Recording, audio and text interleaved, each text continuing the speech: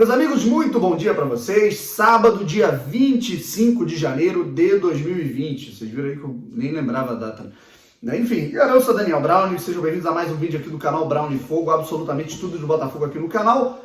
E aí a gente vem falando aqui véspera da partida contra o Macaé, acontecimentos rolando aí sobre o Honda, o que a gente pode falar, né, que não fugiu muito da realidade do que a gente tinha no dia de ontem. Vai ficando uma novela, então fica meio monótono, às vezes a gente fica repetindo as coisas, mas vamos lá, né? Eu acho importante a gente conversar, debater aqui. Então se inscreva aqui no canal, ative as notificações e principalmente, cara, comente o seu nome e a cidade de onde você está falando para eu te mandar um salve no próximo vídeo. Nesse aqui eu não vou poder mandar para não ficar muito longo, eu tô com um pouquinho de pressa. Lembrando que esse vídeo aqui, rapaziada, é um oferecimento de OneFootball, o melhor aplicativo para você ter na palma da sua mão, no seu smartphone, sobre futebol nacional e internacional. Todas as notícias, atualizações, janela de transferências, cara, quem sai de um time, quem entra no outro. Você pode ativar o seu time de coração, cara. Aqui no Brasil, obviamente, você vai colocar aqui, você tá vendo no canal do Brown e Fogo, vai colocar o Botafogo. Lá na Europa, assim, enfim, você vai colocar o Arsenal, né? E aí você vai ter na palma da sua mão um tempo real, notificação de gol, cartão vermelho, perda de pênalti, enfim, absolutamente tudo é no OneFootball. Vou colocar o link aqui na descrição para você. Pessoal, honestamente, a galera pergunta muito, mas muito sobre o Honda, e aqui a gente enfatiza que aqui não é propriamente um canal de notícias, né, de primeira mão. Aqui você não vai ter aquela parada do furo de reportagem. Aqui é mais um canal opinativo, analítico. A gente pega as pautas que acontecem dentro do universo Botafogo e analisa com cautela, com maior aprofundamento, para que a gente debata aqui nos comentários.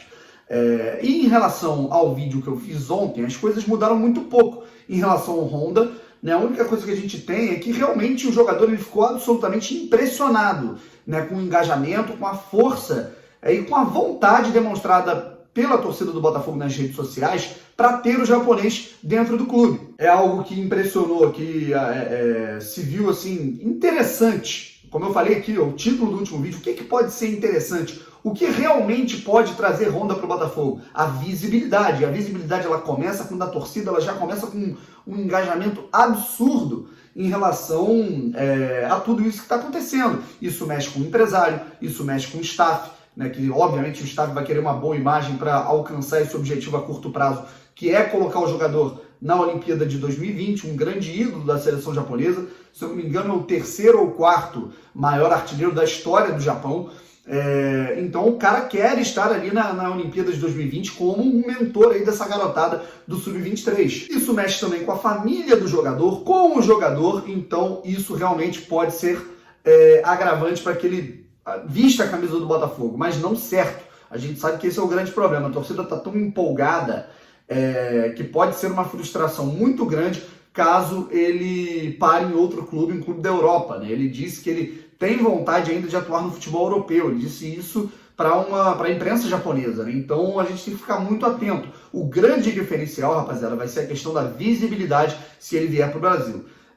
Mas em questão de grana, repito, o Botafogo não tem como competir com outros clubes, ainda mais clubes que pagam em euro. E surgiu uma discussão muito interessante lá no Twitter em relação a o que é positivo e o que é negativo nessa situação da torcida ajudar, da torcida ser enfática na hora de trazer um jogador, de alavancar, né, empurrar, né, a diretoria para tentar negociar com um certo jogador. Seguinte, gente, eu acho que são casos e casos. Nesse caso do Honda, a torcida está sendo altamente positiva. Nesse caso do Honda, na minha opinião, eu respeito as opiniões contrárias. Eu acho que é o seguinte, o Botafogo nem ia mais negociar com o jogador. E aí, por conta dessa pressão, esse barulho imenso que a torcida do Botafogo vem fazendo, por conta de um jogador de maior qualidade técnica, do marketing, tudo que o Botafogo vai ganhar extracampo com a chegada de um jogador de renome internacional, assim, a torcida do Botafogo, ela deu um recado para a diretoria: cara, a gente quer o jogador. E a diretoria foi lá e falou: então, vamos reabrir as negociações. Mas eu acho que essa prática da diretoria do Botafogo esperar a reação da torcida eu não sei se com o Honda foi exatamente esse o planejamento, porque o Honda, geralmente eles fazem isso quando eles informam as questões para os setoristas, para os informantes do nicho Botafogo. Isso foi um furo de reportagem feito pela Rádio Globo, pelo Renan Moura, que já foi... Há 2 anos atrás ele era setorista do Botafogo pela Rádio Globo, hoje ele cobre o Flamengo. A Camila Carelli também não é apenas não trabalha apenas especificamente com a cobertura do Botafogo. Então foi algo que vazou e aí a torcida do Botafogo ela começou a bombar e fazer com que o Botafogo não escolhesse apenas entre um ou outro, ou o Cortez ou o Honda. E isso daí enfatizou, né? Fez com que a diretoria do Botafogo retomasse as negociações com o japonês. Mas agora, eu já vi em diversos casos, aí é o ponto negativo que eu falo, eu já vi em diversos casos alguém soltar, tal jogador está na mira do Botafogo. Eu vi, por exemplo, Lucas Mineiro, agora, Lucas Mineiro pode fechar com o Botafogo. A torcida vai e malha, né? Senta o sarrafo, não quero Lucas Mineiro, hashtag Lucas Mineiro não. Foi assim com Rafael Moro, He-Man, né, no ano, se eu não me engano foi ano passado ou retrasado, Barcos, né, que já está com uma idade avançada, Anselmo Ramon. A diretoria parece que ela vê nos grupos do WhatsApp os jogadores que são os melhores, né? E isso daí para mim é bizarro, porque isso tem que passar pelo setor de inteligência. Aí você joga isso na internet. Vamos ver a reação da torcida. Né? Se a reação da torcida for boa, a gente continua a negociação. Se ela for ruim, a gente não negocia. Cara, isso não pode acontecer. No caso do Honda, eu não acho que tenha sido isso. O Honda, obviamente, que é uma boa contratação para os padrões, não só dentro do campo, pela qualidade técnica dele, claro que tem a questão física e tudo mais, mas também pela questão do marketing, tudo. Então, um caso à parte.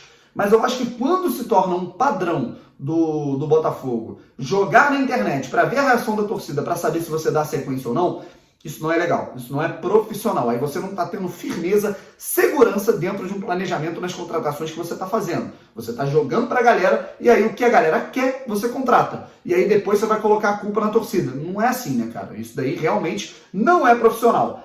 Mas, nesse caso do Honda, no caso da contratação, da possível contratação do japonês, eu acho que a opinião da torcida vem sendo muito, mas muito válida para fazer uma possível coisa acontecer. Portanto, vamos aguardar as próximas atualizações em relação a esse caso, né? Pessoal, vocês viram que teve uma alteração aí, provavelmente, no áudio, né? Eu estava gravando aqui sem o microfone, né? Então foi mal. Vamos realmente ficar de olho aí no que vai acontecer em relação ao Honda. Me sigam lá no Instagram, Brownifogo, que é em 24 horas por dia, cara. É sempre, é ininterrupto. A gente vai postando as coisas, vai tendo feed, os stories com as atualizações.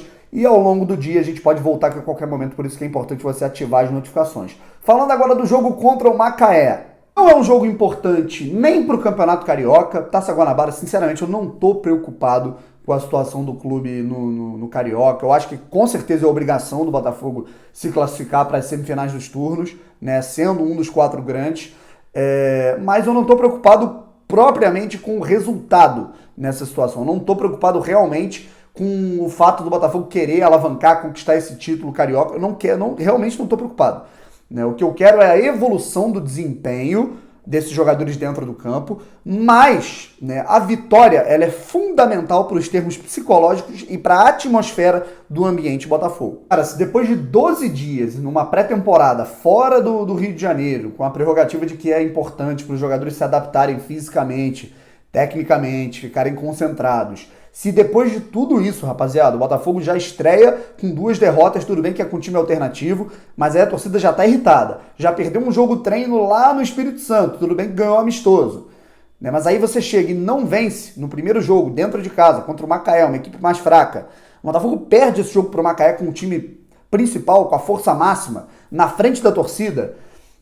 E aí sacramenta aí a lanterna do seu grupo na Taça Guanabara. Sinceramente, a coisa vai ficar pegada.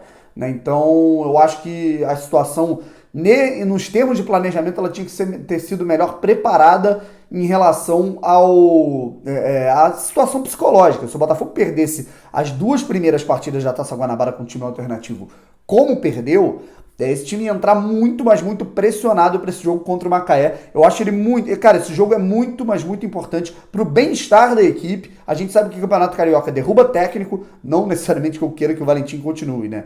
Mas a saída de um técnico requer pagamento de multa rescisória, você tem que procurar um outro treinador, esse treinador ele vai ter que recomeçar um trabalho do zero, né? Um trabalho do meio da temporada, como por exemplo, nessa situação, Zé Ricardo e Barroca.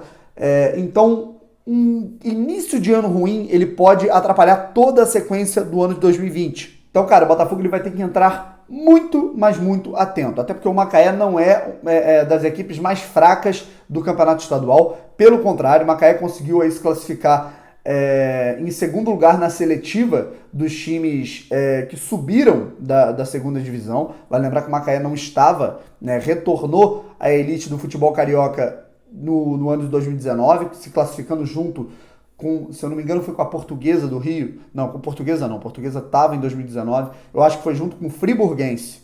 Né? O Friburguense retornou em 2019, mas o Friburguense não conseguiu passar na seletiva do Carioca. Friburguense, Nova Iguaçu, América e Americano de Campos. Né? Esses 4 times não conseguiram subir e se classificaram Portuguesa e Macaé. Então, seguinte, pessoal. Não é uma equipe boba. É uma equipe que já passou, já está jogando desde 2019, já está se entrosando desde 2019, já está encorpada no Campeonato Carioca, então não é uma partida fácil, e a gente sabe que pro Botafogo não existe partida fácil. A gente tem mais 3 jogos aí antes da decisão contra o Caxias na Copa do Brasil. O Botafogo vai ter que utilizar esses 3 jogos muito, mas muito a seu favor para conseguir se preparar legal e não ter sustos aí logo na primeira fase. Cair na primeira fase da Copa do Brasil seria caótico, catastrófico para o Botafogo. Ia acabar com a credibilidade dos jogadores. O Valentim certamente seria demitido. O Botafogo perderia todo o planejamento de dinheiro que tem aí a receber aí nas classificações de fases, aí, passando fase a fase da Copa do Brasil, né? A Copa do Brasil é a competição hoje que melhor paga no Brasil. Portanto, o Botafogo ele vai enfrentar o Macaé, depois enfrenta o Resende e depois o Vasco da Gama. Esse jogo contra o Vasco, né, estava arriscado ir lá para Juiz de Fora. Né? Acabou que o Vasco da Gama não aceitou jogar em Minas Gerais, então o jogo vai ser aqui no Rio de Janeiro. Meu pé enfaixado agradece. Né? Eu gostaria de conhecer o estádio Marelênio, mas mancando, sem condições. Esses 3 jogos aí, lembrando que os 3 são no Newton Santos, aparentemente, né? A não ser que a gente tenha alguma mudança, a gente sabe como é que funciona o Campeonato Carioca, né? É uma loucura total, né? Às vezes eles mudam aí a sede do Botafogo e Vasco, mas a princípio, né? Tá no calendário. O Botafogo enfrenta agora no domingo o Macaé no Newton Santos, depois o Resende no Newton Santos no meio da semana, e aí depois, no fim de semana, mais uma vez, Botafogo e Vasco no estádio do Botafogo. É o que está programado até o momento, até o dia 25 de janeiro. Para fechar aqui o vídeo, né, cara, selecionei algumas das perguntas mais que a galera mais faz aqui nos comentários e principalmente lá no Instagram, no Barão de Fogo. Primeiro sobre o Gabriel Cortez, né? O Globo Esporte colocou hoje que o Botafogo pode fechar com o jogador, fechar não, já está fechado, mas assinar com o jogador, toda aquela questão burocrática até quarta-feira. E em relação ao Danilo Barcelos, muita gente pergunta, sinceramente, eu não sei e é até bom que eu não saiba, porque eu não concordo com essa contratação. Então é isso, pessoal, vamos ficando por aqui. Até a próxima, se inscreva no canal, ative as notificações que eu posso voltar a qualquer momento. À noite tem mais vídeo falando sobre toda essa situação, todo esse desenrolar da novela Honda, o jogo do Botafogo contra o Macaé e também vou falar um pouco sobre o Botafogo SA, né? Falar um pouco sobre o orçamento do Botafogo, eu acho interessante a gente falar. Aqui nesse vídeo não vai dar para colocar, porque senão vai ficar muito, mas muito abarrotado. Um forte abraço, até a próxima, fui!